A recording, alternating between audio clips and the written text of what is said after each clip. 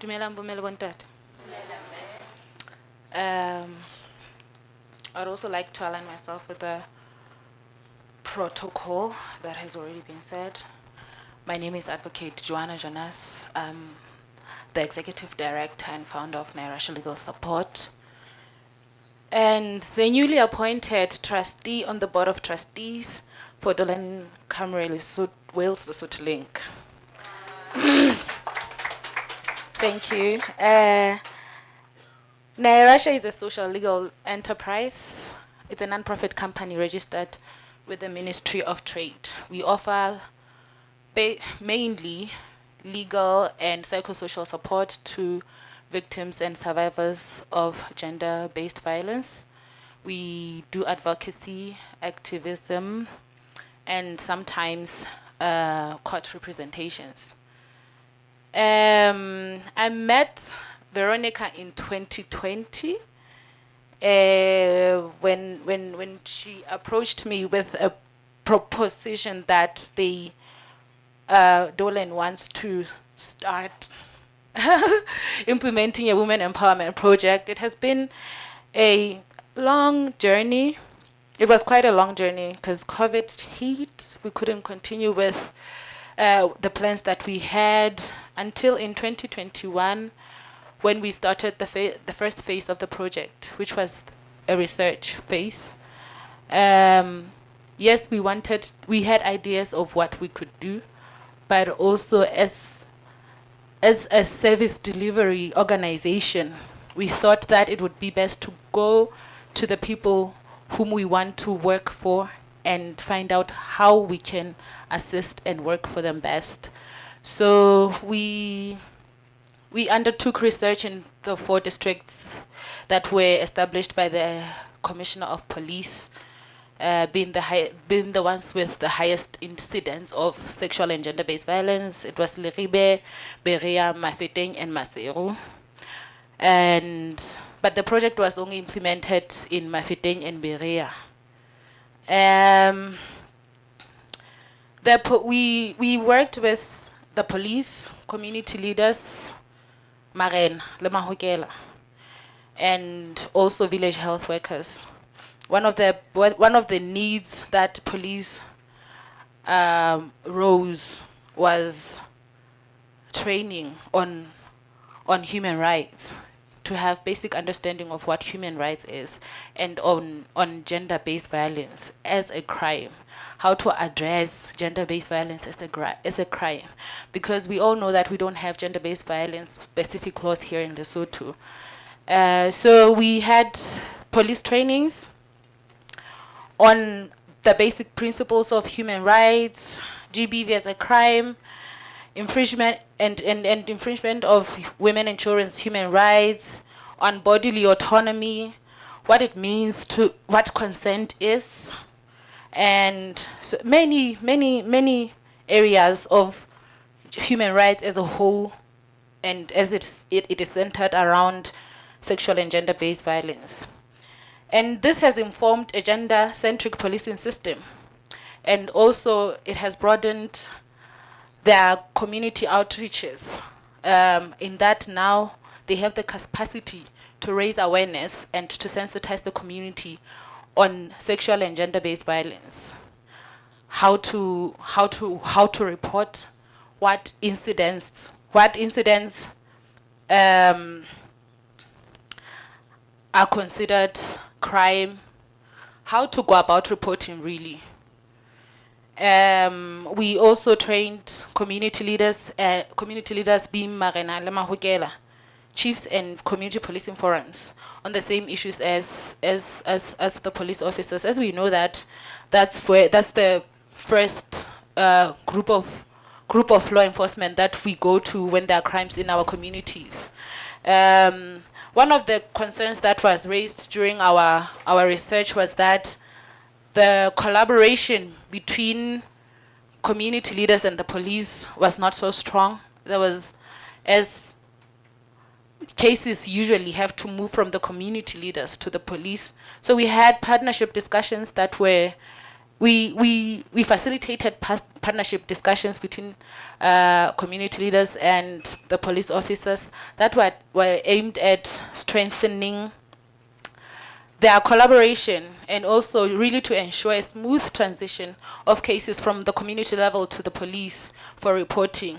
Because we can acknowledge that gender-based violence cases are very sensitive, and to go from the chief, like you have to report in the family first. Usually there will be neighbors, you'll be repeating the same story. You go to the mahukela, you repeat the story. You go to the chief, you repeat the story, and then you're taken to the police, you do the same thing, to the prosecutor, to court. It's a long chain. So we were working on ways in which we can shorten the chain and also look out for the victims and the survivors, really, to ensure that, because most of the times people back out of reporting. They may report, but they don't follow them through because it's tiring. It's tiring to repeat how you were raped every single time. It's like you are being raped over and over again. So, and also I don't know how many of us here have reported these cases before and what their encounter was with reporting. There would be so many insensitive questions, like what were you wearing? What time was it? Where were you? Was it your boyfriend? What were you doing at his house? Things like that. Is this your husband?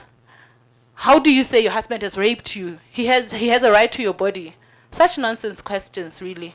I'm sorry. Yeah, those questions, those insensitive questions. And usually that kind of approach was the reason most women and children were reluctant to report cases and backed out of following them through even after reporting.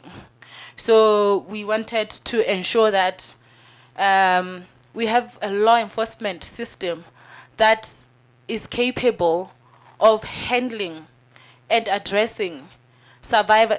That was more victim-based than perpetrator-based, because I don't know how many of us here know that our legal system says that a perpetrator is innocent until proven guilty, and that usually they'll be arrested, there'll be a bail application. No one cares. No one cares about the victim. How is the victim doing? How can we help the victim? And so yeah, that has been pretty much successful, because the groups of police officers that we are working, we are still working with them, because from time to time they reach out to us seeking support in some of the cases and asking for assistance on behalf of their clients, victims and survivors.